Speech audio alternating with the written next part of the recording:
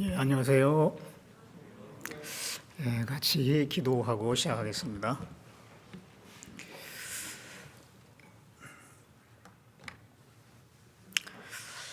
은혜롭고 자비로우신 우리 아버지 하나님, 하나님께서 먼저 우리를 사랑해 주시고 주 예수 그리스도의 그 보배로운 피로 우리 죄를 영원히 속죄해 주셔서 천국 갈 수 있는 소망을 주시고 항상 우리와 늘 함께 하시며 은혜와 진리 가운데로 인도해 주신 것 감사를 드립니다. 오늘 주일을 맞이해서 우리 형제 자매님들 또 말씀을 사모하고 교제를 사모하는 마음으로 모였습니다. 주님께서 각 사람의 심령에 합당한 말씀을 허락해 주시고 더욱더 우리가 힘을 얻고 주님 앞에 올바로 또 하나님 말씀에 순종하며 그 뜻대로 살아갈 수 있도록 도와주시길 원합니다. 각 사람의 그 형편을 아시는 하나님, 여러 가지 고난과 어려움 속에 고통 가운데 있는 우리 형제 자매님들이 있다면 그 가운데서 하나님의 선하신 뜻을 알게 해주시고 그 모든 것을 이겨내고 극복할 수 있도록 힘 주시고 도와주시길 원합니다. 특별히 코로나로 감염으로 인해서 고통받고 있는 분들이 있다면 잘 이겨낼 수 있도록 도와주시길 원합니다. 이 마지막 시대에 우리가 그리스도인으로서 어떻게 살아야 될 것을 분명하게 알게 해주시고 우리의 삶의 목적과 방향을 분명히 해서 살아갈 수 있도록 우리 모두를 일깨워 주시고 행여 신앙의 그 잠을 자고 있는 분들이 있다면 주님께서 말씀으로 또 흔들어 깨워주시길 원합니다. 이 시대에 더욱더 주님의 능력이 필요하고 주님의 지혜가 필요한 시대에 우리가 살고 있습니다. 주님의 지혜와 능력으로 우리에게 더 채워주셔서 힘있게 이 시대를 살아갈 수 있도록 도와주시고 사망을 향해서 영원한 지옥을 향해서 가는 그 영혼들에게 담대함으로 또 복음을 전하며 정말 찾는 영혼들을 만날 수 있도록 주님께서 연결시켜 주시기를 원합니다. 3월 14일부터 있을 또 사교구 집회도 주님께서 함께 해주시고 구원받을 만한 영혼들 모아주시고 그 집회를 통해서 구원받음으로 하나님께 영광이 될 수 있도록 도와주시고 그 집회를 위해서 교구 식구들 또 마음을 모아주시길 원합니다. 이 시간 주 성령께서 우리 가운데 두루 행하심으로 우리 모두에게 필요한 말씀을 주시기를 원하며 우리를 구원해 주신 예수님의 이름으로 기도드렸습니다. 아멘. 같이 이사야 9장을 보겠습니다.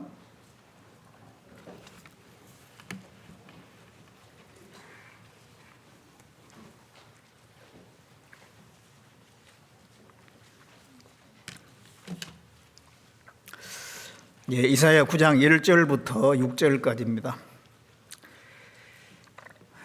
제가 읽도록 하겠습니다. 전에 고통하던 자에게는 흑암이 없으리로다. 옛적에는 여호와께서 스불론 땅과 납달리 땅으로 멸시를 당케 하셨더니 후에는 해변 길과 요단 저편 이방의 갈릴리를 영화롭게 하셨느니라. 흑암에 행하던 백성의 큰 빛을 보고 사망의 그늘진 땅에 거하던 자에게 빛이 비치도다. 주께서 이 나라를 창성케 하시며 그 즐거움을 더하게 하셨으므로 추수하는 즐거움과 탈취물을 나누는 때의 즐거움같이 그들이 주의 앞에서 즐거워하오니 이는 그들의 무겁게 맨 멍에와 그 어깨의 채찍과 그 압제자의 막대기를 꺾으시되 미디안의 날과 같이 하셨음이니이다.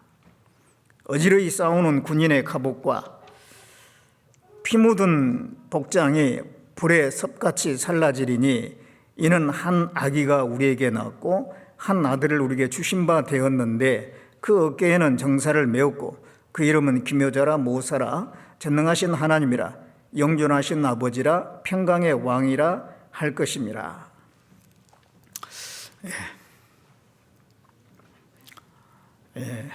코로나 감염돼 가지고 그 자가 격리 중에 있는 분들도 좀 계시잖아요. 그리고 이미 이제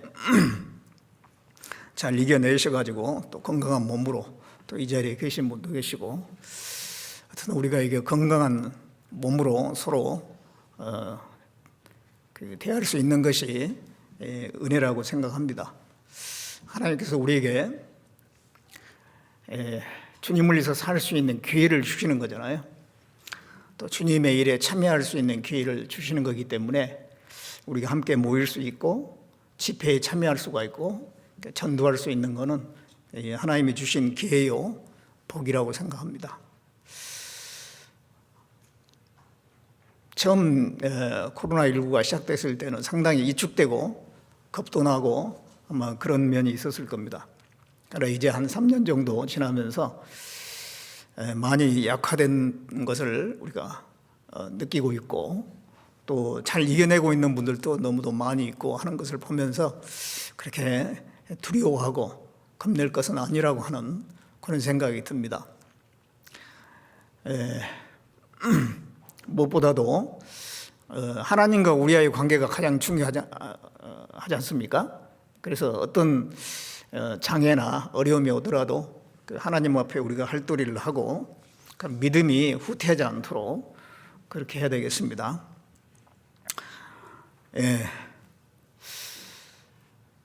우리 신앙생활에 이제 중요한 것이 하나님과 예수 그리스도를 아는 것이죠. 하나님과 예수 그리스도를 참으로 알고 믿고 또 본받고 따르는 것이 우리의 신앙생활이다, 그렇게 할 수가 있습니다. 그래서 이 주일날 예수님에 대해서 좀 말씀을 계속 드리려고 하는데요. 예수님과 관련한 그 사건, 대표적인 사건이 5가지가 있는데, 탄생, 죽음, 부활, 승천, 재림입니다. 그게 이제 예수님과 관련된 아주 중요한 5가지 사건입니다. 그걸 일단은 매주에 한 번씩 해가지고 말씀드리고, 그 다음에 또 예수님에 관한 다른 말씀들을 배워보도록 하겠습니다. 오늘 이 시간에는 예수님의 탄생에 관한 말씀을 좀 드리려고 합니다. 여기 이사야 9장 1절부터 5절까지 이 말씀에는 3가지에 대해서 얘기를 하고 있는데, 뭐냐면은 흑암과 사망에 처한 백성에게 큰 빛이 비치게 될 거다. 그리고 또 앞지를 멍에와 앞지 아래 있는 백성에게 자유가 주어지고 그로 인한 기쁨이 주어지게 될 거다. 그리고 전쟁이 그치고 평화가 올 것이다. 어떻게 그런 일이 있느냐? 한 아기가 태어남으로 말미암아 그런 일이 있을 것이다. 그걸 이제 말씀하고 있는 것입니다. 그래서 6절에 이는 한 아기가 우리에게 낳았고, 그 한 아기가 태어남으로 말미암아 앞에 1절부터 5절까지 이러한 일들이 생길 거라는 겁니다. 어둠과 사망의 백성에게 빛이 비춰진다. 그 어둠 가운데 있으면 막 하고 두렵잖아요. 근데 빛이 비춰지면은 밝게 보이게 되고 편안하게 되어 있습니다. 멍에와 앞지 아래에 있으면 너무 고통스러운데 자유를 얻고 기쁨을 얻는다는 겁니다. 전쟁은 비참한 것인데 그 전쟁이 그쳐지고 평화가 온다는 것입니다. 이는 한 아기가 우리에게 낳기 때문에 그 한 아기로 말미암아 그렇게 될 것이다 라고 말씀하시는 겁니다. 이 한 아기, 한 아들, 이분이 누구냐? 예수 그리스도죠. 이 땅에 태어난 아기들은 많습니다. 수십 만은, 지금도 오늘 또 아기들이 태어나겠죠. 이 땅에 태어난 아기들은 많이 있는데 특별한 아기가 있죠. 하나님인데 인간의 몸을 입고 우리 육신의 몸을 입고 태어나신 그분을 얘기하는 겁니다. 그 특별한 아기인데 그분은 바로 예수 그리스도죠. 하나님인데 인간의 그 육체를 입고 오시는 거예요. 그 아기로 태어난 적이 있습니다. 그분이 바로 예수님입니다. 한 아기가 우리에게 낳았고 한 아들을 우리에게 주신 바 되었다. 뒤에 아들은 바로 이제 그분이 바로 하나님의 아들이라는 거예요. 하나님의 아들인데 아기로 이 세상에 오신다는 말씀입니다. 이 이사야에서는 예수님이 오시기 700년 전에 기록된 말씀이기 때문에 예언이지 않습니까? 이 말씀대로 그리스도께서, 예수님께서 이 땅에 태어나셨습니다. 그러면서 이제 그분에 대해서 소개하는데 6절에 보면 이는 한 아기가 우리에게 낳았고 한 아들을 우리에게 주신 바 되었는데 그 어깨에는 정사를 메었고, 이 정사라고 하는 것은 정치적인 일입니다. 통치하는 일인데 그 아기로 낳은 분이 통치자라는 거예요. 예. 만화의 왕으로 나중에 또 오시잖아요. 예, 그걸 설명하는 겁니다. 그 이름은 기묘자라.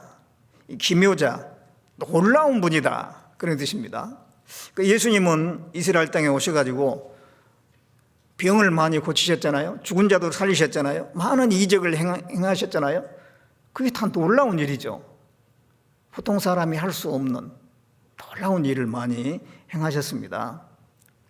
또 모사라 그랬습니다. 모사라고 하는 것은 상담자, 어떤 답을 주시는 분, 어려운 문제를 풀어주신 분, 이게 모사거든요. 예수님은 모사예요, 모사. 이스라엘의 종교가들이 예수님을 어떤 올무를 놓으려고 문제를 던지는 경우가 있었잖아요.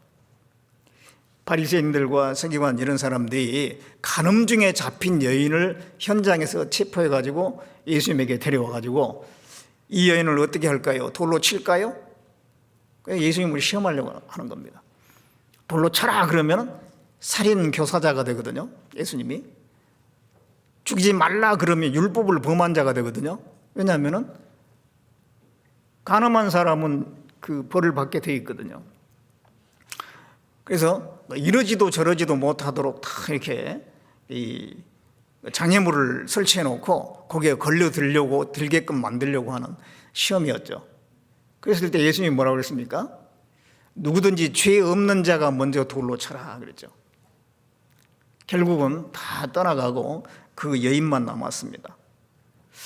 나도 너를 정죄하지 아니하노니 다시는 죄를 범치 말라.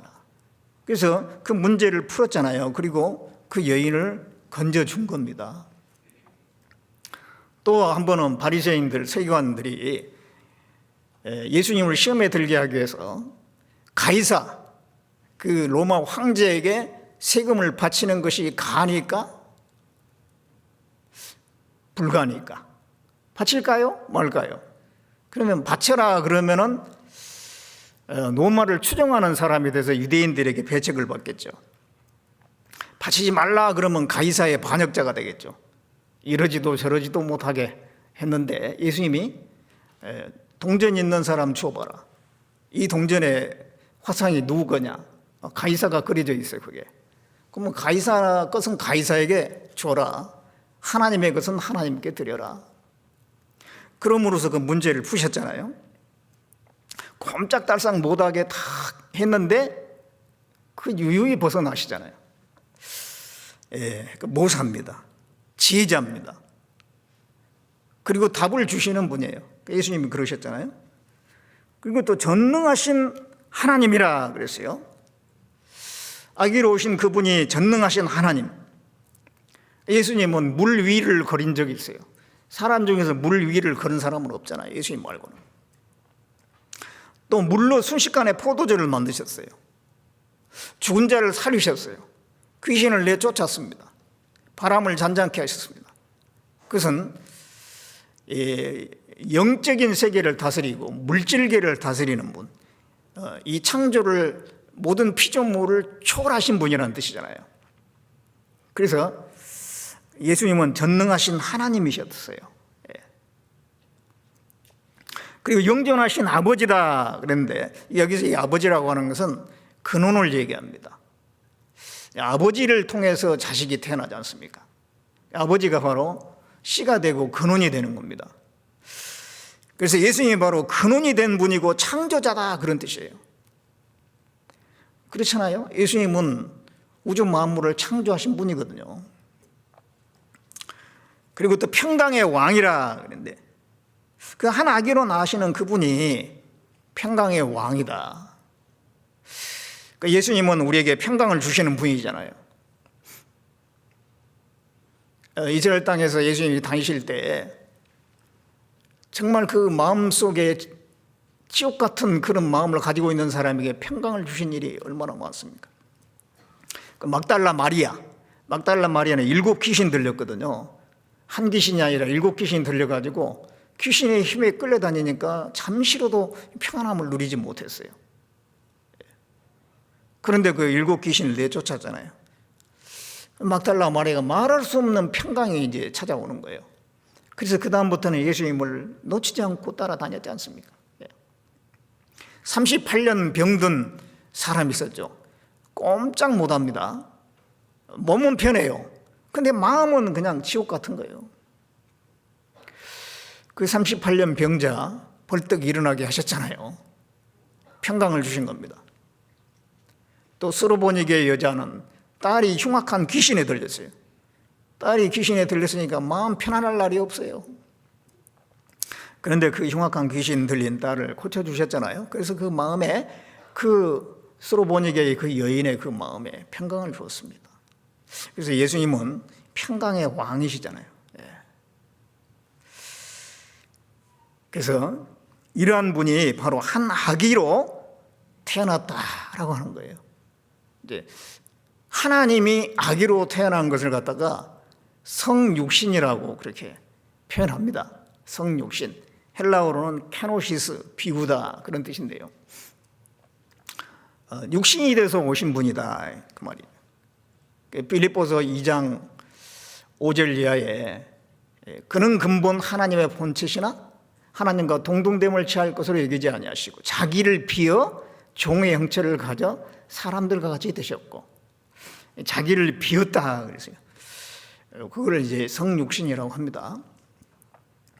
사람의 모양으로 나타나셨어요. 종의 형체를 가졌어요. 자기를 낮추시고 이 사람이 돼서 나타나신 거. 그걸 이제 성육신이라고 우리가 표현을 합니다.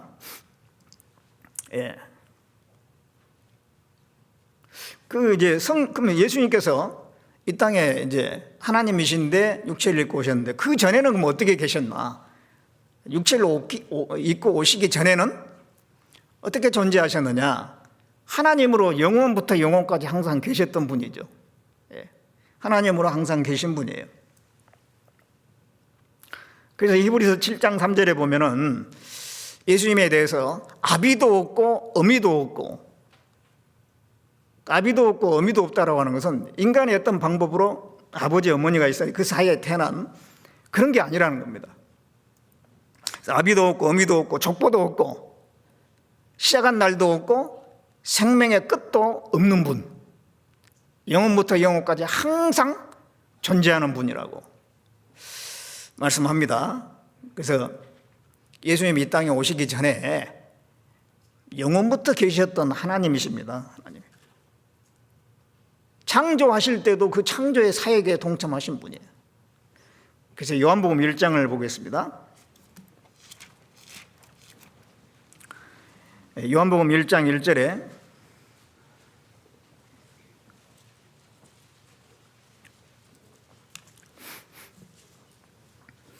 태초에 말씀이 계시니라. 이 말씀이 하나님과 함께 계셨으니 이 말씀은 곧 하나님이시라. 이 말씀이 하나님과 함께 계셨고 그 말씀은 곧 하나님이시라.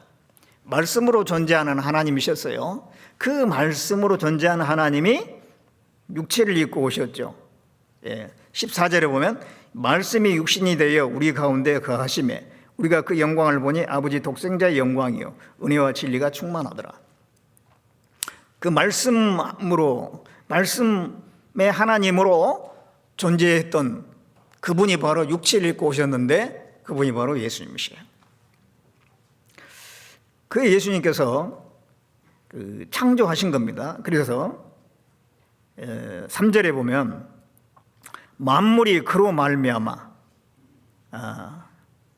지은 바 되었으니 그 지은 것이 하나도 그가 없이는 된 것이 없느니라. 예수님이 바로 이 창조하신 분입니다. 삼위일체에 대해서는 우리가 듣지만 온전하게 알기는 어렵죠. 근데 성부 하나님이 있고 성자 하나님이 있고 성령 하나님이 있고 다 하나님이세요. 하나님.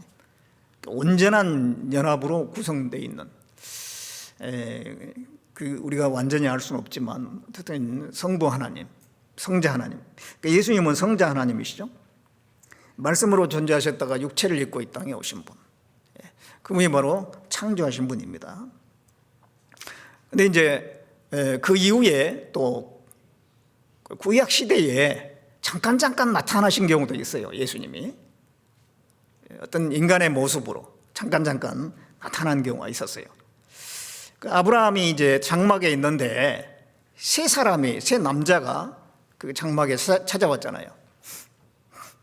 아브라함이 그 앞에 무릎을 꿇고 엎드려서 우리 집에 잠깐 쉬었다 가시라고, 제가 음식을 준비하겠습니다. 그래가지고 이제 세 사람이 들어가지 않습니까? 그 중에 두 사람은 천사였고 한 사람은 여호와 하나님이라고 성경에 되어 있습니다. 그분이 바로 예수님이에요. 예수님이 그때 그 당시에는 육체가 없었습니다. 성육신 이전이니까. 그렇지만은 잠깐 그 어떤 인간의 몸 형태로 나타나신 거예요. 그래서 아브라함하고 쭉 얘기를 하면서 소돔성의 멸망에 대해서 미리 예고를 하시지 않습니까? 그래서 아브라함이 소돔성에 의인 50명이 있어도 멸망시킬 겁니까? 아니다. 50명이 있으면 멸망하지 않을 거다. 40명 있으면 어떻게 하겠습니까? 45명이 있으면요. 40명이 있으면 30명이요. 그리고 쭉 이제 그게 이제 기도하는 겁니다. 바로 그냥 하나님 앞에, 우리는 이제 보이지 않는 하나님께 기도하는데 그 당시에 이 아브라함은 바로 하나님 앞에 놓고 얘기를 하는 거예요. 그게 기도거든요. 그렇게 대화했던 분이 바로 예수님이에요. 그리고 나중에 이제 아브라함의 자손 중에서 야곱이 있잖아요. 야곱이 그 애삼촌 라반의 집에 갔다가 20년 만에 이제 가나안 땅으로 돌아오는데 형 에서가 야곱을 죽이려고 400명의 군대를 데리고 온다고 하는 소식을 듣고 너무너무 겁이 났습니다. 그래서 야곱이 야복강가에서 하나님께 간절히 기도하죠. 그때 천사가 나타나서 야곱하고 씨름을 합니다. 그때 이 야곱이 한돋보가 이제 부러지고 막 그러는데, 그때 야곱하고 씨름했던 천사가 하나님이라고 성경에 또 나와 있어요. 그러면 그 씨름했던 천사는 누구냐? 씨름을 했으니까 인간의 몸 형태잖아요. 야곱하고 씨름했으니까. 바로 예수님이 그때도 나타나신 거예요.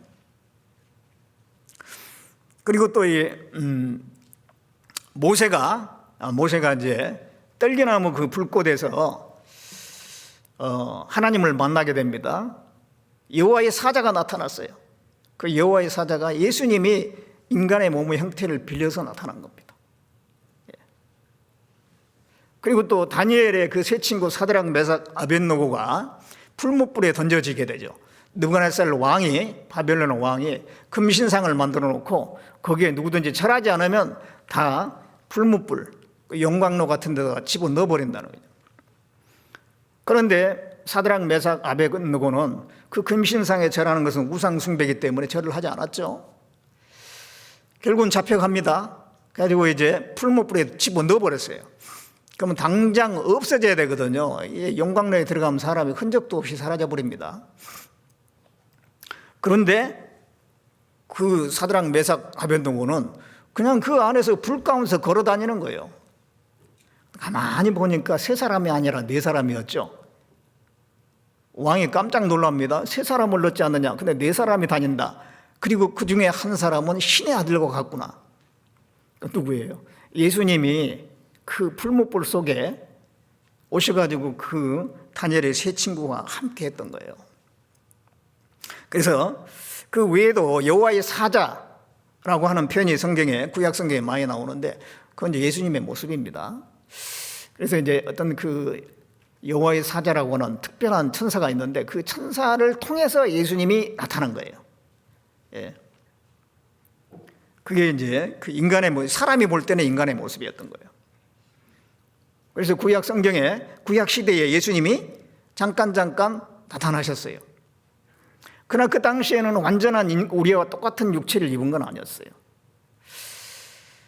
나중에 이제 마리아를 통해서 이 땅에 태어나셨을 때 예수님이 자신의 육체를 입으신 겁니다. 그래서 그 하나님이 인간의 몸을 입고 이 땅에 오셔서 인간을 구원하실 거라고 하는 것을 구약 성경에 많이 예언해 놨죠. 그 예언한 대로 오신 겁니다.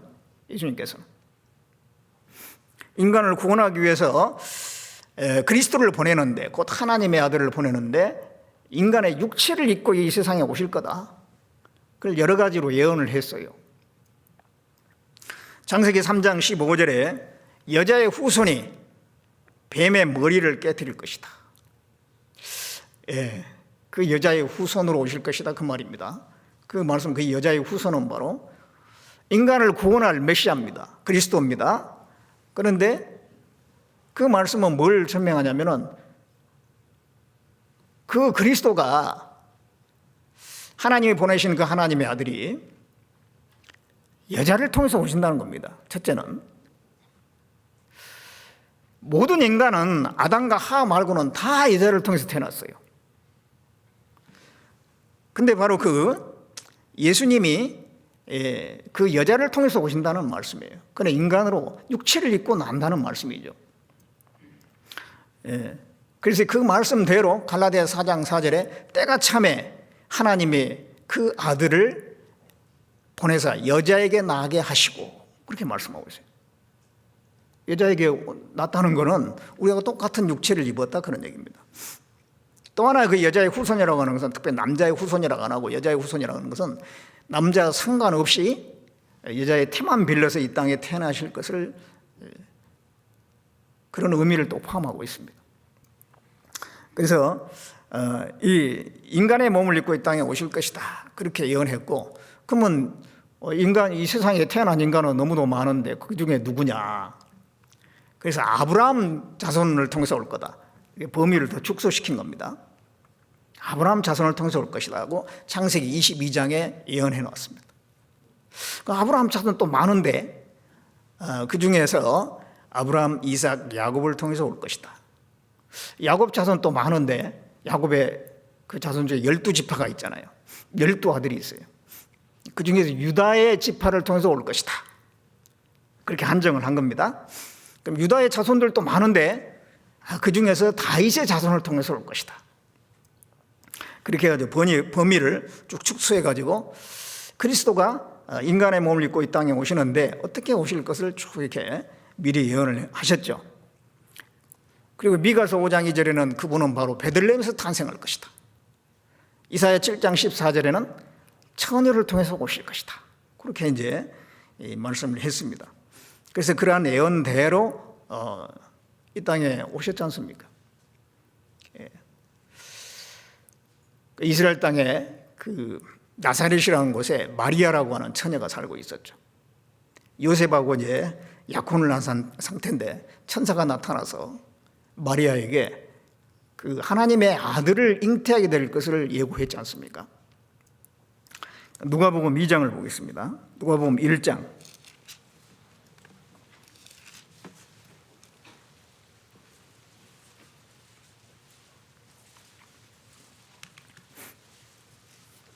(1장) 30절에 천사가 일러 가로되 마리아여 무서워 말라 내가 하나님께 은혜를 얻었느니라. 보라 내가 수태하여 아들을 낳으리니 그 이름을 예수로 하라. 제가 큰 자가 되고 지극히 높으신 이 아들이라 일컬을 것이요 주 하나님께서 그 조상 다윗의 위를 저에게 주시리니 영원히 야곱 집의 왕노릇 할 것이며 그 나라가 무궁하리라. 천사가 나타나서 마리아에게 내가 은혜를 받았다. 네가 수태하여 아들을 낳았는데 이름을 예수라고 하여라. 마리아는 아직 남자하고 결혼한 게 아니잖아요. 전혀 남자를 모르는 상태인데 수태하여 아들을 낳게 된다니까 얼마나 겁이 났겠어요. 그런데 그분이 바로 하나님의 아들이다. 다윗의 위를 저에게 준다. 그 나라가 무궁하다. 하나님의 아들을 잉태하는 거예요. 그 마리아는 믿음의 사람이었기 때문에 주의 말씀대로 제게 이루어지이다. 알겠습니다. 그걸 이제 받아들인 거예요. 그러자마자 잉태가 됐습니다. 그래가지고 점점 배가 불렀죠. 나중에 이제 태어나게 되는데, 태어날 즈음에 그 당시에 로마 황제가 아우구스투스라고 하는 황제인데 호적령을 내죠. 호적령. 각각 자기 고향 태어난 곳에 가서 호적 조사를 해라. 그래가지고 이제 원래 나사렛에 살던 마리아가, 요셉과 마리아가 이제 그 호적하기 위해서 베들레헴으로 가게 되죠. 다윗의 자손들이니까 원래 다윗의 고향이었던 그 베들레헴으로 가는 겁니다. 가서 이제 거기서 이제 호적 조사를 하는 거예요. 그럼 이제 골로 가는데, 그때 이제 예수님께 탄생함으로 베들레헴에서 탄생할 것이라는 약속이 이루어지지 않습니까? 예. 그래서 이제 2장에 보면은 2장 4절에 요셉도 다윗의 집 족속인 고로 갈릴리 나사렛 동네에서 유대를 향하여 베들레헴이라는 다윗의 동네로 그 정원한 마리아와 함께 호적하러 올라가니 마리아가 이미 잉태되었더라. 거기 있을 그때에 예산할 날이 차서 맏아들을 낳아 강보로 싸서 구유에 뉘었으니 이는 사관에 있을 곳이 없음이라. 이게 그때 태어남으로써 예언이 이루어지는 거예요. 이게 보면은 하나님이 다 계획 가운데서 하나님의 말씀이 이루어지도록 쭉 역사에 가는 과정을 볼 수가 있지 않습니까? 그래서 이제 태어났는데, 너무도 이제 이 두 사람은 가난한 사람이고 어디 여관도 많이 있겠지만은 그게 뭐 돈이 없어가지고 거기 들어갈 수도 없고 해서 어느 조그만 집을 그 외양간 빌려가지고 거기서 아이를 낳았는데, 그래서 이제 눕힐 데도 없으니까 구유 위에다가 예수님을 이렇게 눕힌 겁니다. 그런데 천사가 나타나가지고 그 목자들에게 나타나가지고 11절에 이렇게 말하죠. 11절에 오늘날 다윗의 동네에 너희를 위하여 구주가 나셨으니 곧 그리스도 주시니라. 그리스도가 태어났다. 그러면서 지극히 높은 곳에서는 하나님께 영광이고 땅에서는 기뻐하심을 입은 사람들 중에 평하다. 이제 정말 초라한 모습으로 태어났지만 그 천군 천사들이 노래를 했습니다. 이렇게 가지고 예수님이 이제 태어나셨는데, 그게 이제 성육신의 그 놀라운 순간인 거예요. 성육신. 육체를 입고, 하나님이 육체를 입고 이 땅에 오신 것입니다. 그 성육신 하셨다라고 하는 것은 뭐냐면은 자기를 비웠다라고 하는 겁니다. 원래는 어마어마하게 영광스러운 분이잖아요. 영광스러운 분이에요. 그 하나님의 영광을 우리가 뭐 지금 보지를 못했으니까 상상할 수도 없어요. 그런데 이제 어느 정도 예측을 해볼 수가 있는데, 예수님께서 이제 그 육체를 입고 있었을 동안은 초라한 모습이었는데요, 나중에 부활하신 다음에 영광스러운 모습을 가지셨는데, 그 부활하신 예수님을 사도 요한이 보았습니다. 요한계시록 1장에 보면. 근데 그 모습을 보고 너무너무 놀래가지고 죽은 자와 같았다 그랬어요. 죽은 자, 자기가 죽은 자와 같다. 그 모습이 너무 놀랐기 때문에 예수님이 아주 영광스러운 모습으로 또 다니엘에게 나타난 적이 있었어요. 그때 이 다니엘이 그 영광스러운 그 예수님의 모습을 보고 이 온몸에 힘이 빠져나가고 깊이 잠이 들었다 그랬거든요. 그 영광을 감당할 수가 없어요, 이 사람이. 그래서 예수님은 정말 이 영광 속에 계신 분입니다. 해보다 더 밝은 분이잖아요. 우리는 해를 5초도 쳐다볼 수가 없어요, 해를. 그런데 예수님은 그 해보다 더 밝은 분이거든요. 그 영광을 버리고 이 땅에 오신 거기 때문에 그게 이제 비운 거예요, 비운 거예요. 마치 그 정도의 비유는 아니지만은 이 왕이 있는데 만주백관의 어떤 그 칭송을 받는 왕, 그리고 수많은 군사에 의해서 호위되는 그 왕이 그 보좌를 버리고 일반 평상복을 입고 백성들이 어떻게 사는가 하고 이제 민정 시찰을 나가서 그 백성들하고 같이 주막집에서 앉아가지고 그 거친 음식을, 변변치 않은 음식을 먹는 그런 모습으로 좀 설명을 해볼 수도 있겠죠.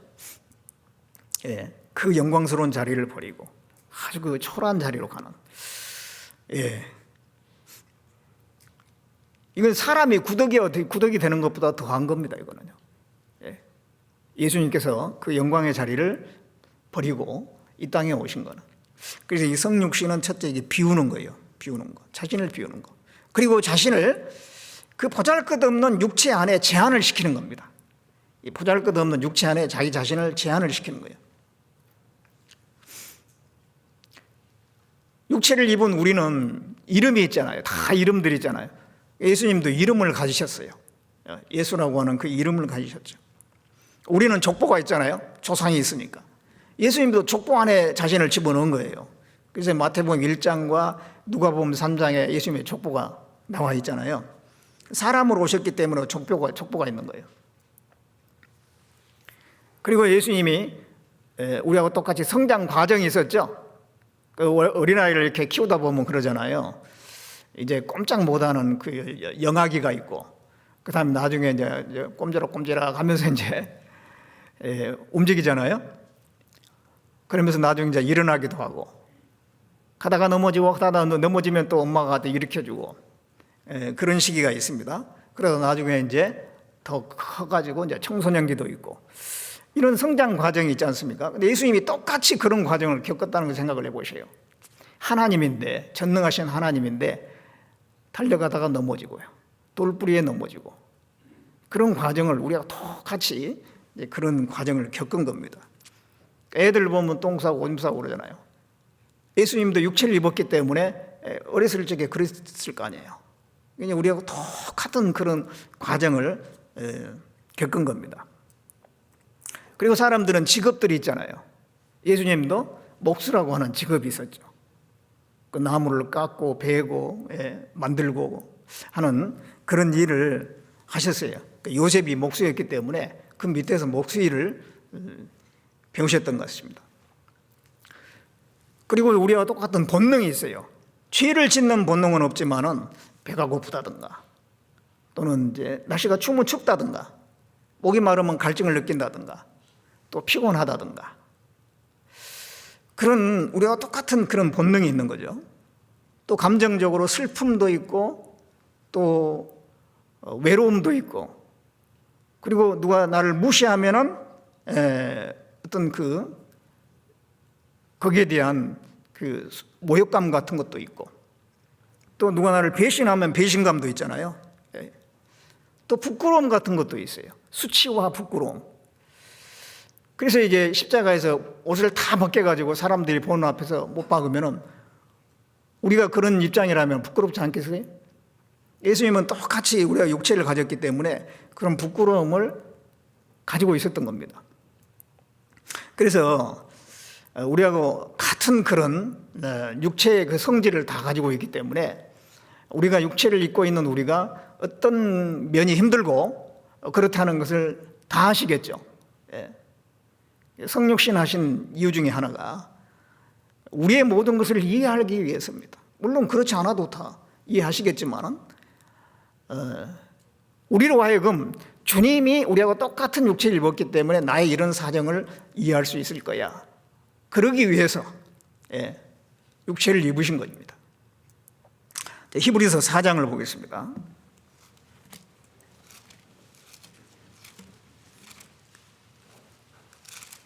히브리서 4장 15절입니다. 우리에게 있는 대제사장은 우리의 연약함을 체휼하지 아니한 자가 아니요 모든 일에 우리와 한결같이 시험을 받은 자로되 죄는 없으시니라. 그러므로 우리가 긍휼하심을 받고 때를 따라 돕는 은혜를 얻기 위하여 은혜의 보좌 앞에 담대히 나갈 것이니라. 예수님은 우리의 연약함을 체휼하시지 아니한 분이 아니다. 체휼이라고 하는 것은 공감한다 그런 얘기입니다. 우리가 우리의 상태를 공감한다 그런 얘기입니다. 왜냐하면 주님이 우리와 똑같은 육체를 입으셨기 때문에. 그래서 모든 일이 우리와 한결같이 시험을 받은 자로 돼. 육체를 가짐으로써 겪을 수 있는 모든 일을 다 겪으신 거잖아요. 예. 그러나 죄는 안 지셨어요. 죄는 없으시니라. 예. 그렇지만 우리가 뭐 때문에 고통하고 힘들다는 것을 다 아신다는 얘기죠. 예. 그렇기 때문에 우리를 긍휼히 여기신 겁니다. 예. 우리를 알아주신다는 거예요. 그래서 우리는 힘들고 어려울 때 그 은혜의 보호자 앞에 담대히 나갈 수가 있는 겁니다. 주님은 나를 아시기 때문에 그걸 안다고 하는 그것만 가지고도 우리는 많은 위로가 되지 않습니까? 그래서 우리가 나의 이런 모든 문제를 주님에게 그대로 고백하고 구할 수가 있는 거죠. 그리고 이 성육신 하셨다고 하는 것은 자기를 낮춘 거예요. 겸손입니다. 겸손. 실제적으로 하나님은 겸손하신 분인데 그 성육신 하심으로 그리스도 나타내신 거예요. 예, 자기를 낮춘다는 건 참 쉽지가 않지 않습니까? 정말 좋은 조건에 있는데 그걸 다 버리고 아주 열악한 환경에 자청해서 간다고 하는 것은 그건 쉬운 게 아닙니다. 예. 그런데 예수님은 그 길을 선택하셨어요. 자기를 낮추어 십자가에 못 박혀 죽기까지 하셨다. 그렇게 또 말씀하셨잖아요. 성육신의 궁극적인 목적은 십자가에 죽기 위함입니다. 그래서 이루고자 하는 일이 있었던 거예요. 왜 예수님은 육체를 입고 이 땅에 오셨느냐? 목적하는 바가 있거든요. 결국 십자가에 못 박혀 죽으셔서 우리를 구원하려고 하는 게 목적이고 또 하나님의 영광을 나타내려고 하는 게 목적인 겁니다. 그래서 그것을 이루기 위해서 육체를 입고 이 땅에 오신 거예요. 그래서 그 성육신 하심으로 이루어진 사실이 뭐 있느냐? 그 효과가 뭔가? 우리가 그걸 생각해 본다면 첫째는 하나님을 나타내신 거예요. 요한복음 1장을 보겠습니다.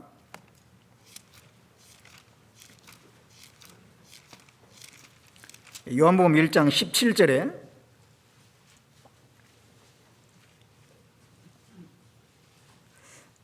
요한복음 1장 17절 18절에 봅니다. 율법은 모세로 말미암아 주신 것이요 은혜와 진리는 예수 그리스도로 말미암아 온 것이라. 본래 하나님을 본 사람이 없으되 아버지 품속에 있는 독생하신 하나님이 나타내셨느니라. 본래 하나님을 본 사람이 없는데 아버지의 품속에 있는 독생하신 하나님이 나타내셨다. 하나님은 보이지 않는 분이잖아요. 우리 인간 입장에서. 그래서 상당히 막연해요. 예, 막연합니다. 그런 막연하신 하나님을 실제적으로 이렇게 드러내신 분이 예수님이에요. 육체를 입고 오셨기 때문에 우리는 좀 더 친밀하게, 좀 더 분명하게 하나님을 알 수가 있는 겁니다. 그래서 고린도후서 4장 4절에는 그리스도는 하나님의 형상이다 그랬어요. 형상을 통해서 나타나지 않습니까? 저와 여러분의 형상은 뭡니까? 몸이죠, 몸. 이 몸이 내가 아니에요, 사실은요. 몸속에 있는 나의 인격이나 나의 생각이나 그게 진정한 나거든요. 나의 영혼, 그게 진정한 나인데 그거는 사람들에게 보이지가 않으니까 이걸 어떻게 나타내느냐? 몸을 통해서 나타내는 거예요. 몸이란 걸 통해서 내 생각이 나타나고 그렇지 않습니까? 나의 인격이 나타나고 나의 성품이 나타나는 겁니다. 마찬가지로 하나님은 보이지 않는 분이기 때문에 하나님을 나타낼 길이 없잖아요. 그래서 이제 예수님의 육체를 통해서 예수님을 통해서 하나님을 나타내시기 때문에 그리스도는 하나님의 형상이다 그런 거예요. 그래서 그 예수 그리스도 우리가 자세히 봄으로써 하나님을 배우게 됩니다. 예수님이 그 어린아이들도 다 이렇게 다가오는 것을 금하지 않고 이 어린아이를 금하지 말라. 천국이 이런 자의 것이라.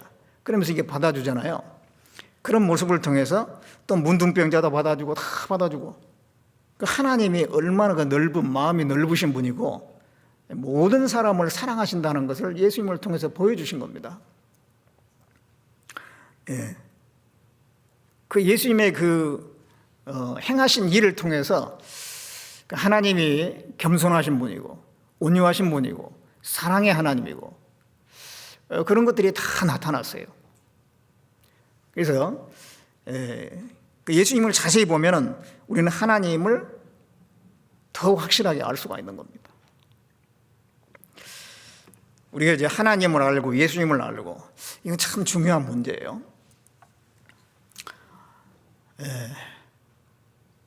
우리가 신앙생활을 하면서 결국은 그 하나님과 예수 그리스도를 배워가야 되는 문제가 있습니다.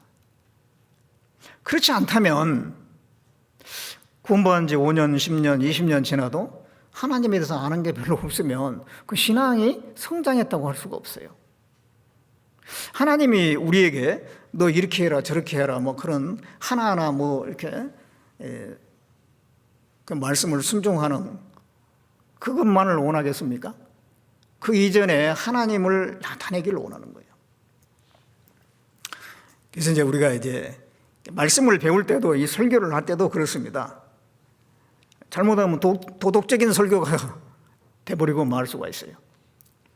우리가 더 착하게 살아야 되고 선하게 살아야 되고 열심히 전도해야 되고 뭐 우리가 할 것만 계속 얘기를 하지만은 정말 하나님이 도대체 어떤 분인지 예수님이 도대체 어떤 분인지 그를 충분하게 설명해 줄 수 없다면 그건 진정한 설교라고 할 수가 없을 겁니다. 예수님께서 엠마오로 가는 두 제자에게 나타나셔서 말씀했잖아요. 성경을 통해서 예수 그리스도에 관해서 밝히 증거했다고 말씀했어요. 그게 설교입니다. 설교라고 하는 것은 성경을 통해서 예수 그리스도를 밝히 증거하는 거예요. 근데 이제 우리 형제 자매님들이 생각할 때, 내 생활에서 잘하고 잘못한 거 이런 걸 드러내가지고 그것을 지적하고 그걸 고치기를 바라고 그런 것은 직접 와닿지만 내 삶이니까요. 그러나 그 예수님에 대해서 하나님에 대해서 얘기하는 것은 조금 딱딱하게 들릴 수가 있어요. 근데 그거는 신앙이 어릴 때의 모습입니다. 신앙이 조금 성장하면요, 우리가 그 예수 그리스도에서 아는 것이 가장 즐거운 거예요. 하나님에 대해서 더 분명하게 아는 것은 굉장한 기쁨이 되는 겁니다. 우리는 거기에 관심을 가져야 될 겁니다. 그래서 이제 예수님이 육체를 입고 이 땅에 오신 것은 하나님을 우리에게 더 분명하게 나타나기 위한 거예요. 첫째는. 그리고 우리를 구원하기 위한 거죠. 그래서 우리에게 진정한 기쁨을 주고 자유를 주고 평화를 주기 위해서 예수님께서 육체를 입고 오신 겁니다. 그것을 말씀하는 것이 이사야 9장 1절에서 5절 내용인데요. 돌아가 보겠습니다.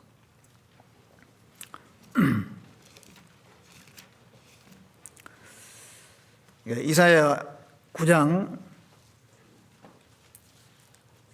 1절에 전에 고통하는 자에게는 흑암이 없으리로다. 옛적에는 여호와께서 스불론 땅과 납달리 땅으로 멸시를 당케 하셨더니 후에는 해변길과 요단 저편 이방의 갈릴리를 영화롭게 하셨느니라. 흑암에 행하던 백성이 큰 빛을 보고 사망의 그늘진 땅에 거하던 자에게 빛이 비치도다. 자, 이걸 위해서 아기로 오셨다는 거예요. 첫째는. 자, 여기 고통하는 자, 흑암에 행하는 자, 멸시를 당했던 자, 이게 뭐냐면은 지리적으로 보면은 이스라엘 북부에 해당합니다. 이스라엘 땅에서 북쪽은 스불론과 납달리 그리고 또 이제 그 갈릴리 호수 주변 거기 이제 북쪽이잖아요. 거기는 그 아시리아라는 나라에 멸망해가지고요, 이방인들이 거기 이제 많이 이주해가지고 살면서 이방인으로 섞여버린 지역이거든요. 그래가지고 정통 이스라엘 사람들에게 멸시받은, 야 너희들은 이방인이지, 너희들이 뭐 이스라엘 백성이냐? 그냥 무시당했어요. 멸시당했습니다. 그리고 실제적으로 그렇게 뒤섞여가지고 우상숭배를 하고 죄악 가운데 죄악된 풍습 속에 살았던 사람들입니다. 그런데 그들에게 흑암에 행하던 백성에 큰 빛이 비춰졌다는 거예요.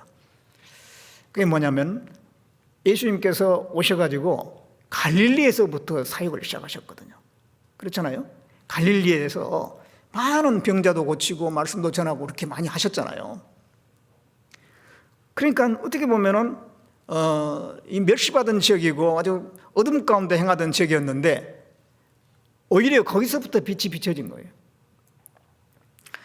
그걸 말하는 겁니다. 이거는 이제 우리하고도 연결되죠. 우리도 바로 그 스불론과 납달리와 갈릴리 사람들처럼 우리도 죄 가운데 행했잖아요.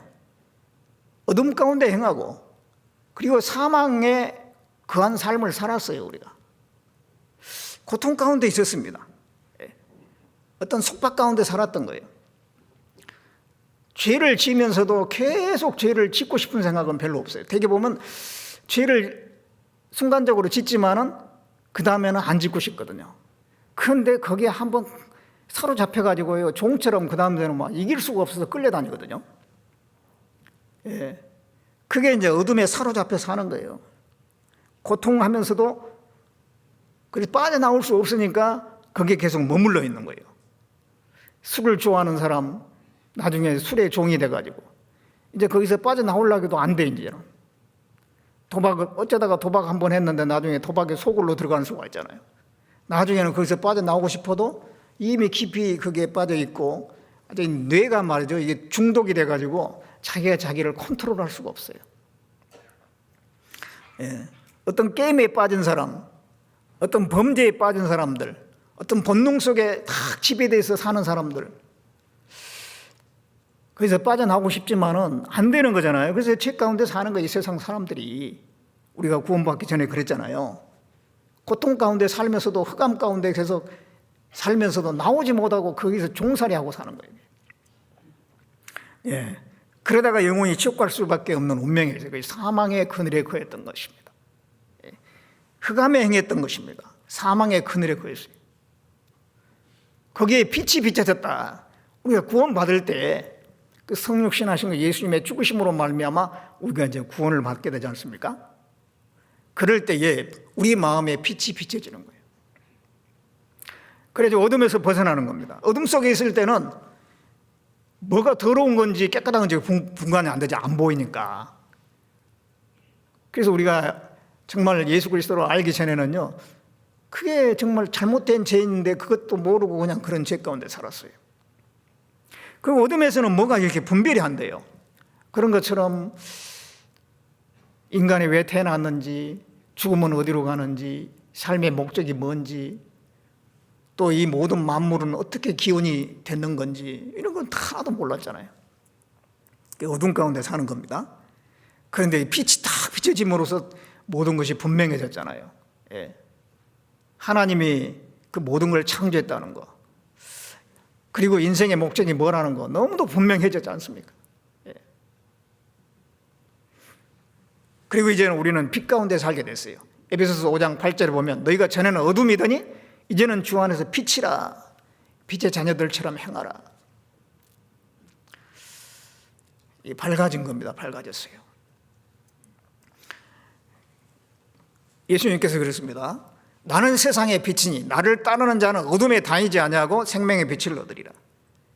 이게 주님을 우리가 만남으로 내 마음이 밝아지고 그 다음에 이제 계속 빛 가운데 행하지 않습니까? 말씀을 통해서 주님을 따라갈 때에 우리는 빛 가운데 사는 삶이 되는 것입니다. 실제로 예수님께서 이제 소경의 눈을 띄워주는 그런 경우가 있잖아요. 그 소경 입장에서는 얼마나 놀랍겠습니까? 나면서부터 소경된 사람이 눈이 떴으면요, 완전히 다른 세상을 맛보는 거예요. 27년 만에 눈을 뜬 사람이 있는데요. 그 사람은 어렸을 적에 7살 때 형하고 이렇게 싸우다가 주먹을 맞아가지고 그 다음부터 눈이 그냥 뿌옇게 뭐가 끼어가지고 그러다가 14살 때 시력을 완전히 상실했어요. 아무것도 안 보이는 거예요. 그러다가 나중에 이제 뭐 결혼도 하고 그런 상태에서 결혼도 하고 했는데 아내가 참 착한 사람인 것 같아요. 어떻게든지 그 남편의 눈을 다시 떼주려고 그렇게 해가지고 이제요. 다행히 그 수술을 하면 됐습니다. 그래서 각막 그 이식 수술을 했어요. 그래도 눈을 떴는데 27년 만에 뜬 거예요. 27년 만에 눈을 떠가지고 세상을 보니까 모든 게 아름답더라 이 말이에요. 바람에 흔들리는 잎사귀들이 다 아름답고 하늘에 있는 구름이나 뭐 길거리나 뭘 봐도 다 아름답더라. 그런 걸 제가 읽어본 적이 있는데요. 그렇죠. 이 눈을 감는 거하고 뜨는 거하고는 완전히 다른 세상입니다. 그런 것처럼 우리는 구원받기 전에 눈 감고 산 거예요. 빛이라고 하는 것은 모든 걸 보게 만드는 것이 빛이잖아요. 빛이 없으면 아무것도 볼 수가 없어요. 내 안에 그리스도의 빛이 비춰짐으로 드디어 내가 보게 된 겁니다. 신령한 사실을 보게 됐어요. 새로운 세상입니다. 새로운 세상. 우리에게 빛이 되시고 새로운 그 신령한 세계를 보게 하기 위해서, 우리를 구원하기 위해서 바로 예수님이 성육신 하셨다는 거예요. 한 아기가 우리에게 남으로서 그런 일이 주어질 것이다. 그 다음에 이제 9장 3절에 보겠습니다. 주께서 이 나라를 창성케 하시며 그 즐거움을 더하게 하셨으므로 추수하는 즐거움과 탈취물을 나눈 때의 즐거움 같이 그들이 주 앞에서 즐거워하오니 이는 그들의 무겁게 맨 멍에와 그 어깨의 채찍과 그 압제자의 막대기를 꺾으시되 미디안의 날과 같이 하셨습니다. 자, 이 말씀은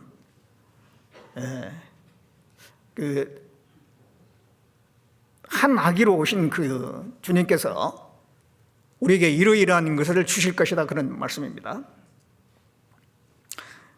그 나라를 창성케 하고 추수하는 즐거움을 누리게 하고 탈취물을 얻는 그런 기쁨을 누리게 하고 그 어깨에 무겁게 맨 멍에 그리고 압제 거기서 벗어나게 해서 자유를 주고 그러므로 말미암아 기쁨을 주게 될 거다, 그 말씀이거든요. 그러면서 미디안의 날과 같게 할 것이다. 이 미디안의 날이 뭐냐면 이스라엘 민족이 미디안 족속에게 7년간 이렇게 지배받은 적이 있었죠. 그래가지고 이 미디안 사람들이 한 번씩 오면은요, 뭐 있는 거 다 뺏어가는 거예요. 다 뺏어가. 식량이고 뭐고 다 뺏어가 버려요. 그래서 이스라엘 사람들이 그것을 피해가지고 저기 굴을 파고 구멍을 파고 그런데 숨어 들어가 살았거든요. 그래도 또 이제 그 미디안 군대들이 와가지고 막 또 약탈해가고, 그러니까 막 굶주리죠. 이거 뭐 살 수가 없는 겁니다. 그런 가운데서 하나님께 부르짖었어요. 그래서 하나님이 한 사람을 세웠죠. 기드온이라고 하는 사람을 세웠어요. 그 기드온이 이제 300용사를 이끌고 미디안하고 전쟁하러 가잖아요. 그런데 미디안의 군대는 13만 5천 명입니다. 300명과 13만 5천 명, 누가 이기겠어요? 13만 5천 명은 300명의 450배입니다. 한 사람하고 450명하고 싸우는 거예요. 그러니까 도저히 전쟁할 수가 없는 거잖아요. 그런데 이 기드온이 300명 용사와 함께 항아리를 가지고 왔죠. 항아리 속에는 횃불을 숨겨가지고 왔어요. 그리고 나팔을 들고 왔어요. 그래서 미디안 그 군인들이 있는데 그 주변에 다 포진을 해가지고 밤중인데 항아리를 팍 깨면서 횃불을 들면서 나팔을 부니까 그 13만 5천 명 사람들이 막 혼비백상하면서 자기들끼리 서로 치고받고 한 거예요. 그래가지고 그 전쟁에 대승을 거뒀잖아요. 그러므로 말미암아 7년 동안 미디안의 지배에 있었던 이스라엘 민족들이 자유를 얻은 거예요. 너무너무 기뻤겠죠. 그걸 얘기하고 있습니다. 미디안의 날과 같이 할 거다. 자, 우리가 그와 같습니다. 우리는 아담의 자손으로 태어났어요. 태어나자마자 사탄의 권세 아래 있는 겁니다. 내 안에는 죄의 기질이 가득하고 그 죄와 싸워야 되고 또 육신을 입고 있기 때문에 육체라는 게 연약하잖아요. 그 육체의 그 멍에 아래 살아야 되는 거예요. 진정한 자유가 없습니다. 자유가 없어요. 나이가 점점 들어갈수록 몸은 무거워지고 질병, 늘 탄식이 나오고 한숨이 나오고 그러잖아요. 이 자유가 없는 거예요.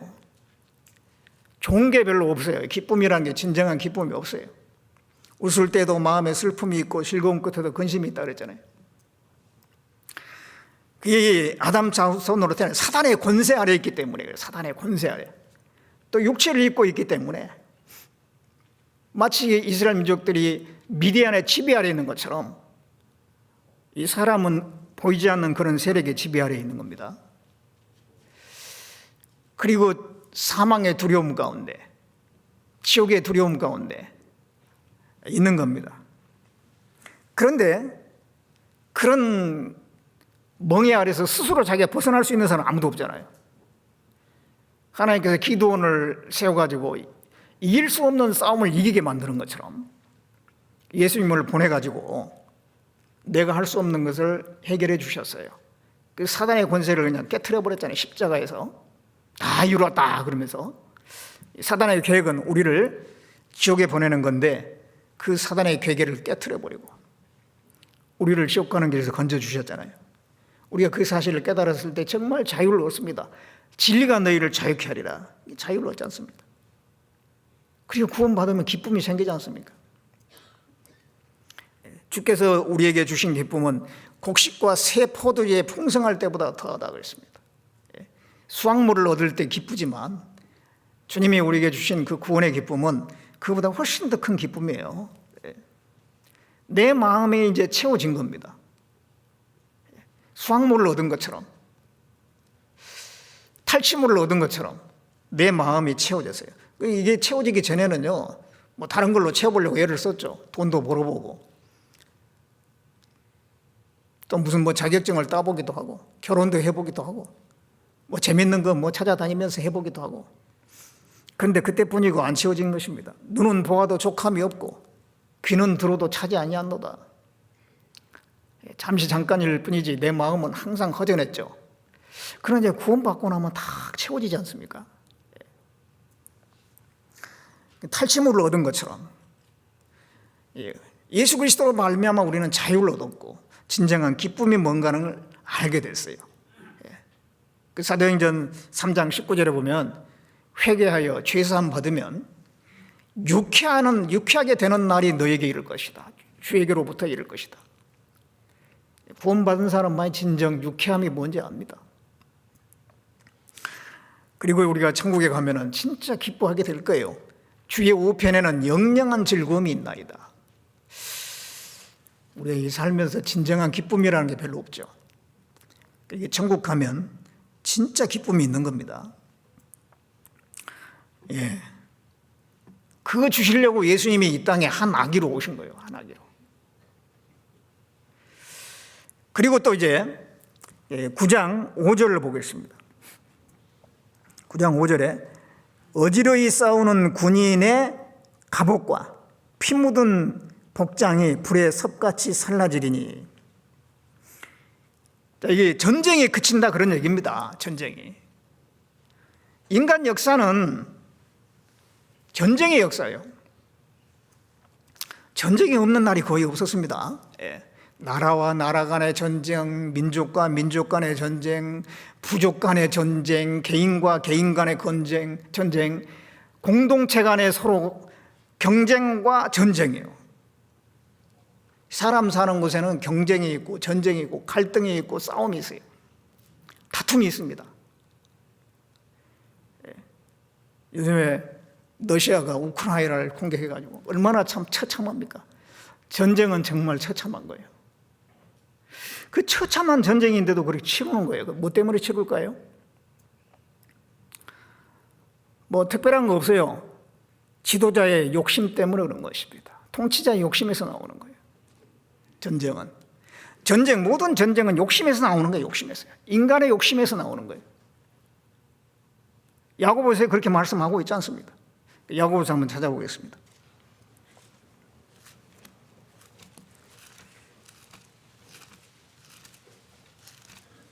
야고보서 4장 1절입니다.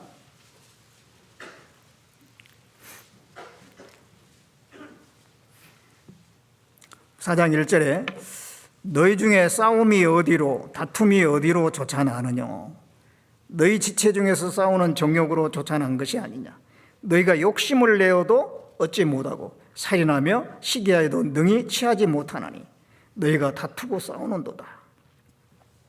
예, 이 싸움이 어디서 나오느냐? 결국은 욕심에서 나오는 겁니다. 뭔가를 얻어보려고, 더 얻으려고, 예, 자기 것으로 만족을 못하고. 러시아가 그냥 자기 나라 얼마나 땅덩어리 큽니까? 나름대로 잘 살고 있잖아요. 그냥 그대로 있으면 되는데 왜 남의 나라를 갖다가 수많은 사람을 죽여가면서 그 전쟁을 일으키냐고요. 이 욕심 때문에. 인간의 욕심에서 그동안 수많은 전쟁이 있었어요. 예. 이 사람은 만족이 안 되거든요. 나라를 다스리면은 그 대단한 위치에 있는 거잖아요. 그럼 그걸로 만족해야 되는데 옆 나라가 욕심 나는 거예요. 이 만족이 안 돼, 만족이 안 돼. 그래서 이 전쟁의 역사입니다.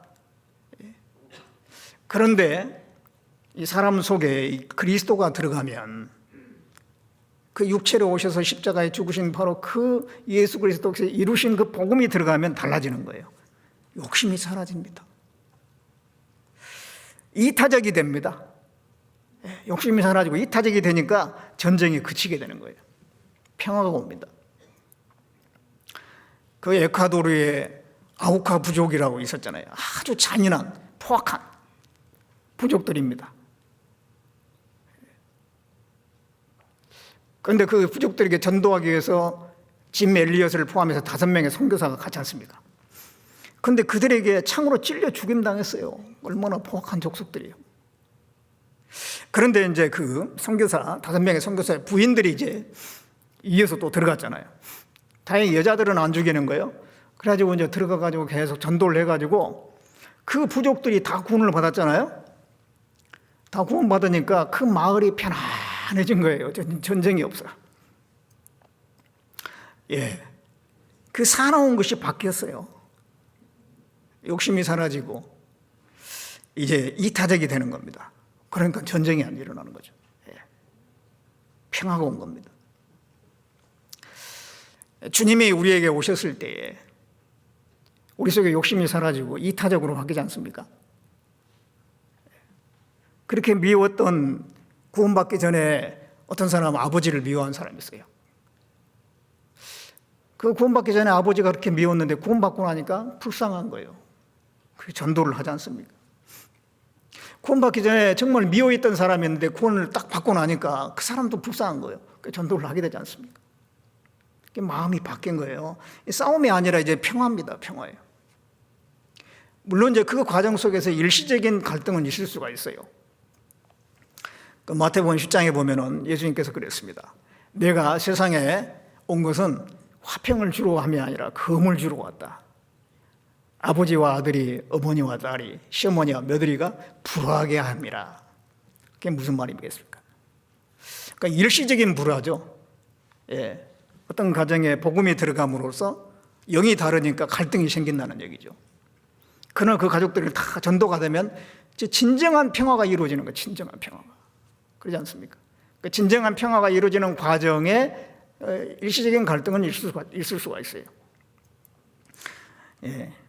주님은 진정한 우리에게 평화를 주시기 위해서 오신 겁니다. 그래서 예수님께서 탄생하셨을 때 천사들이 외쳤잖아요. 하늘에서는 지키 높으신 하늘에서는 하나님께 영광이고 땅에서는 기뻐하심을 입은 사람들 중에 평화로다. 그랬어요. 평화. 구원받고 나면 우리가 복음을 전합니다. 이 복음을 전하는 것은 이 평화를 전하는 거예요. 그리고 이제 구원받게 되면은 구원받은 사람과 함께 또 평화롭게 지내지 않습니까? 유대인과 이방인 정반대거든요. 예. 유대인들은 이방인을 멸시해요. 예. 영혼도 없다 그러면서 멸시합니다. 하나님도 모른다 그러면서 그러니까 이방인들은 또 유대인을 미워해. 왜 우리를 멸시하냐? 그러면서 미워합니다. 그래서 유대인하고 이방인은 서로 원수지간이에요. 그런데 이제 구원받고 나면 유대인 중에서 구원받은 사람, 이방인 중에서 구원받은 사람, 이제 함께 모여가지고 서로 찬송을 하고 하나님을 노래하고 협력해서 복음을 전하고 그러지 않습니까? 이 조선시대 말기에 우리 복음이 들어왔는데 그때까지만 해도 양반, 천민 이런 제도가 그대로 있었어요. 양반들은 천민들하고 같이 먹지도 않습니다. 한 상에 있을 수가 없고 같이 어울리지도 않죠. 예. 아주 그냥 그 양반들은 천민들을 멸시했어요. 뭐 백정이라고 막 멸시하고 막 그러잖아요. 그 천민들은 또 양반을 미워하는 거예요. 겉으로 표현은 못하지만 자기들을 멸시하니까. 그 양반과 천민은 서로 이제 함께 할 수 없는 사람들이었어요. 그런데 이제 조선 말기에 우리나라에 복음이 들어와가지고 선교사들이 복음을 전해가지고 양반도 구원받고 천민도 구원받고 교회에 나왔습니다. 그래서 같은 교회에서 오전에 집회를 하고 점심 먹어야 되는데 한 상에서 먹어야 되잖아요. 또 같이 또 찬송도 부르고 같이 교제도 하고. 근데 처음에 양반들이 좀 옛날 그런 인습에 젖어가지고 우리는 천민들하고 같이 이렇게 할 수 없다.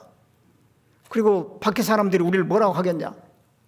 저 사람들은 말이지 양반 상농 구별도 없이 이렇게 행동한다고 어떻게 우리를 생각하겠냐. 그러면서 양반들이 처음에는 좀 거부감을 가졌대요. 그런데 나중에 이게 선교사들이 그게 아니라고, 성경을 보라고. 우리는 주님 안에서 한 권속이고 한 시민이고 한 하나님의 자녀들 아니냐. 그러면서 쭉 가르치니까요, 거기에 수긍을 해가지고 이제는 양반, 천민 함께 그런 거 상관없이 함께 먹고 함께 찬송하고 함께 교제하고 진풍경이 벌어졌다고 합니다. 세상 사람들이 볼 때는 진풍경인 거예요. 그런 계급에 이렇게 푹 젖어 있는 사람들을 볼 때는 이해할 수 없는 그런 일들이 벌어진 거잖아요. 그게 바로 주님의 힘입니다.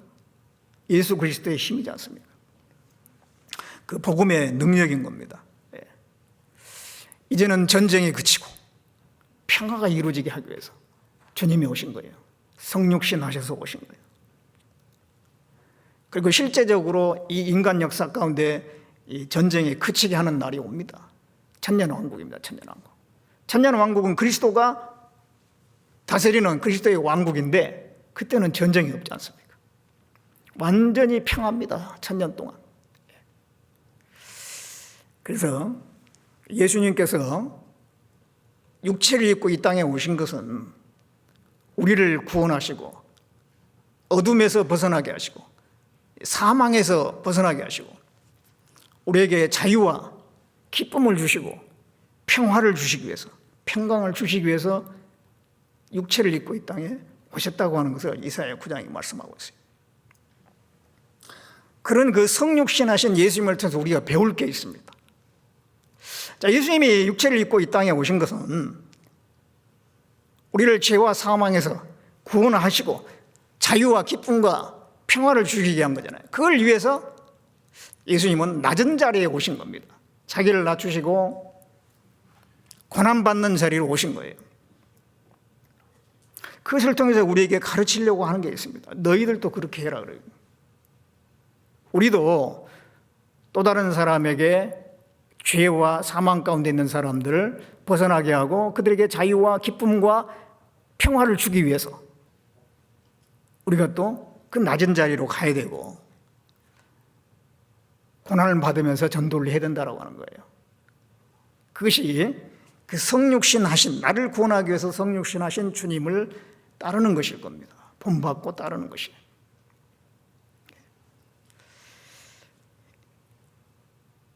디모데전서 한번, 디모데후서 한번 보겠습니다. 디모데후서 1장 6절을 보겠습니다. 그러므로 내가 우리 주의 증거와 또는 주를 위하여 갇힌 자 된 나를 부끄러워 말고 오직 하나님의 능력을 조차 복음과 함께 고난을 받으라. 이 말씀 보면 복음과 함께 고난을 받으라. 복음과 함께 고난을 받으라 그랬잖아요. 이 고난을 받으면서 복음을 전하는 거예요. 복음 전하기 위해서는 고난 받는 자리로 나가야 되고 낮아진 자리로 가야만 되는 겁니다. 제자들에게 그랬죠. 너희는 가서 모든 족속으로 제자를 삼아 가라. 고난받는 자리로 가서 전도해라 이렇게 말씀했는데요. 그래서 이 제자들은 예수님의 그 말씀을 따라서 이렇게 했죠. 그래서 베드로는 노마라고 하는 지역에 가서 나중에 전도하다가 거꾸로 십자가에 못 박혀 죽으셨잖아요. 베드로는. 그리고 안드레는 흑해의 그 스구디아라고 하는 지역으로 또 가서 전도하다가 X형 십자가에 박혀서 못 박혀 죽었습니다. 그리고 이제 빌립이라고 하는 또 제자는 히에라볼리라고 하는 지역에 가서 거기 이제 아시아 지역에 있는 데인데요. 거기 가서 또 복음 전하다가 죽었습니다. 바돌로메는 아르메니아라는 지역에 가가지고 또 전도하다가 얼마나 많은 고난을 받고 그리고 이제 죽을 때는요 살가죽을 벗김 당했다고 그래요. 그리고 나중에는 십자가에 또 죽었다고 합니다. 도마라는 제자는 인도로 가가지고 인도가 아주 멀잖아요. 이스라엘에서 꽤 먼 지역이잖아요. 거기까지 가가지고 전도하다가 역시 순교했습니다. 그 11제자, 가룟 유다를 제외한 11제자 중에서 사도 요한만 이제 순교하지 않고 끝까지 이제 자연사였는데, 물론 그 전에 이제 많은 고난을 당했어요. 나머지는 다 순교했습니다. 복음 전하다가. 결국은 그 성육신하신, 그리고 십자가에서 죽으신, 그리고 인간을 구원하신 그 예수님을 뒤따른 거예요.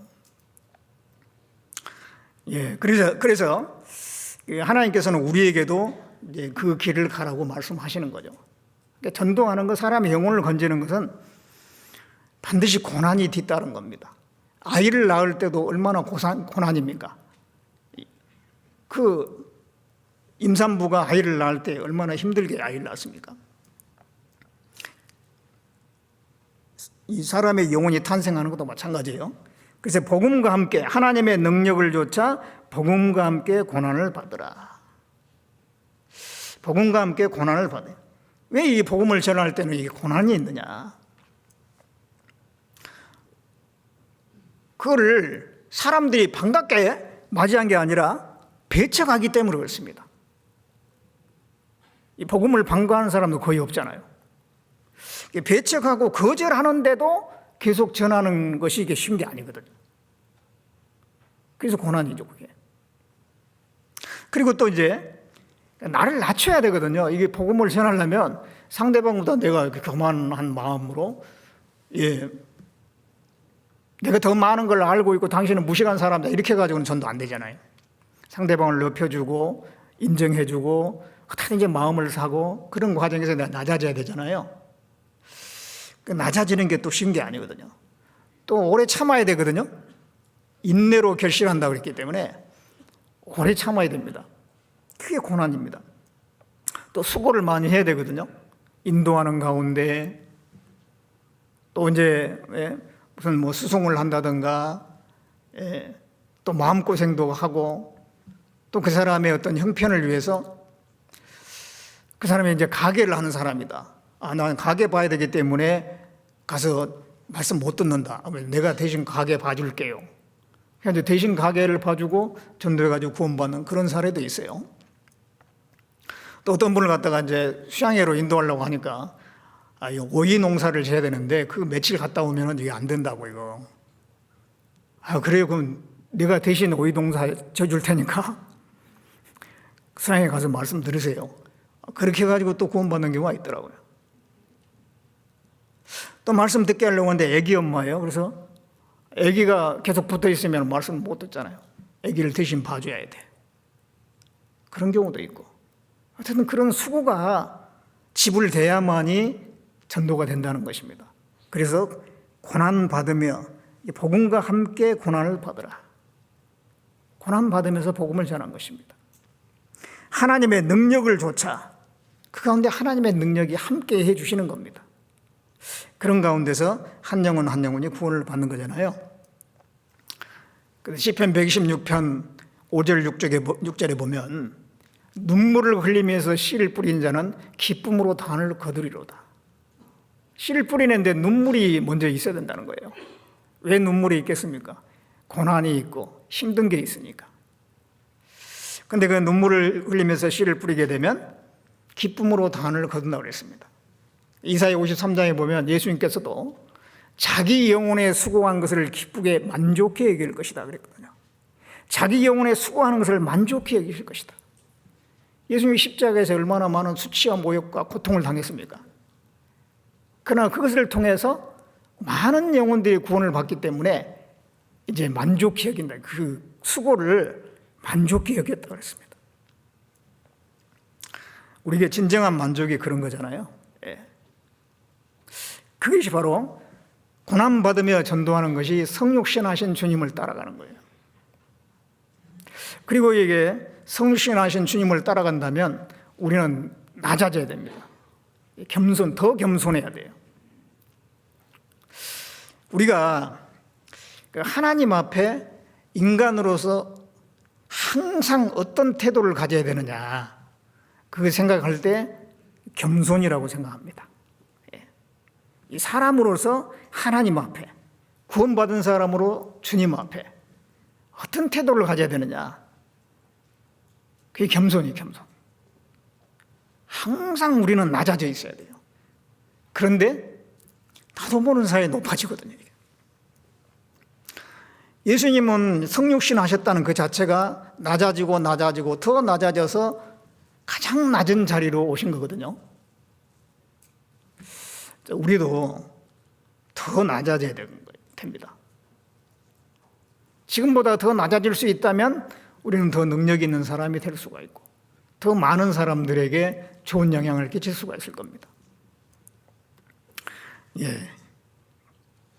그래서 우리는 이 성육신하신 주님을 통해서 더 겸손해야 될 것을 배워야 돼요. 우리가 정말 겸손하다면 그 마음속에 평강이라는 게 말할 수 없는 평강이 있는 거예요. 겸손하지 못하기 때문에 마음의 평강이 사라져버리고 마음이 생적이 될 수도 있습니다. 마음을 낮춰보세요.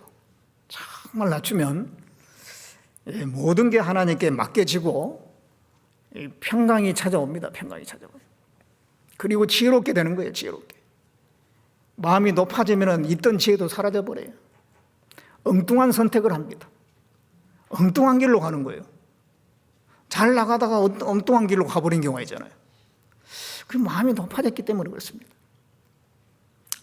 겸손한 자에게 지혜가 있다. 교만이 오면 욕도 오거니와 겸손한 자에게 지혜가 있느니라. 그래서 정말 이 성육신하신 주님을 통해서 우리가 배울 거, 우리는 항상 겸손해야 된다는 거. 하나님 앞에 우리의 기본적인 태도, 항상 유지해야 될 태도는 겸손이라는 거예요. 겸손. 그것만 우리가 잘 이루어도 신앙생활에 실패하지 않을 것입니다. 예, 기도하겠습니다. 우리를 사랑하신 하나님, 주 예수 그리스도의 성육신으로 말미암아 우리를 구원해 주시고 우리에게 참된 자유와 기쁨과 평강을 주신 것 감사를 드립니다. 주님의 그 수고와 그 낮아짐으로 말미암아 우리에게 큰 복이 임했습니다.